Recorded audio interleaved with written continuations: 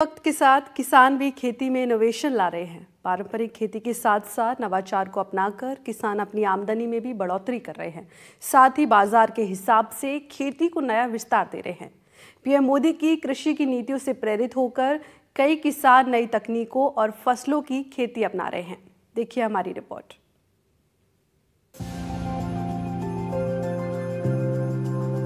खेती में नए नए नवाचार से किसानों को काफी फायदा मिल रहा है। कम लागत में ज्यादा मुनाफा कमाकर किसान अपनी आर्थिक स्थिति को मजबूत कर रहा है। कोटपूतली के किसान अशोक रावत इस बदलाव के उदाहरण हैं। उन्होंने अपनी खेती में स्ट्रॉबेरी और लाल मूली जैसी फसलों को शामिल किया, जो फायदे का सौदा बनती जा रही है। अशोक रावत की मेहनत और नवाचार ने न केवल उनकी आर्थिक स्थिति को मजबूत किया है, बल्कि वो दूसरे किसानों के लिए भी प्रेरणा स्रोत बन रहे हैं।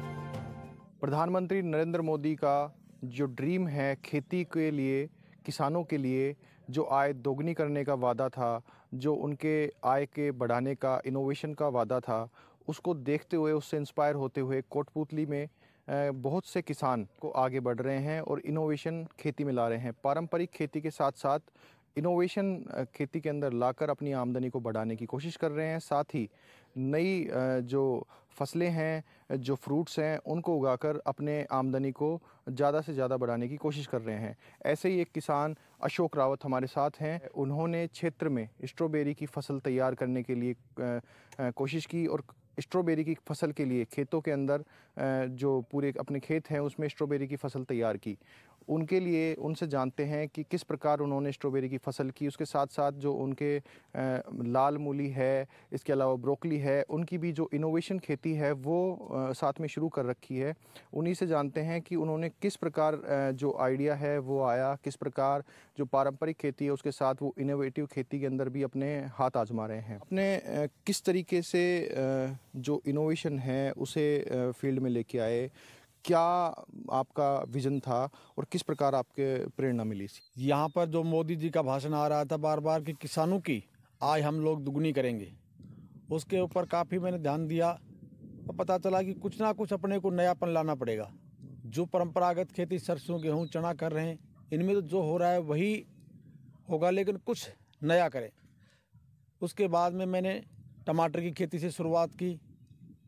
शुरुआत में टमाटर में मेरे को लॉस रहा, लेकिन उसके बाद में मैंने दोबारा से टमाटर लगाया, खरबूजा लगाया, गोभी लगाई, तरबूज लगाए। उनमें सब में मेरे को बहुत ही बढ़िया रिस्पांस मिला, बहुत बढ़िया फ़ायदा हुआ। मैं लगातार करने लग गया।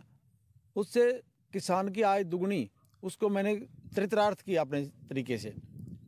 फिर उसके बाद में प्याज की खेती की। हाँ, प्याज की खेती में यह है कि मेहनत थोड़ी ज़्यादा लगी, लेकिन बेनिफिट फिर ठीक रहा।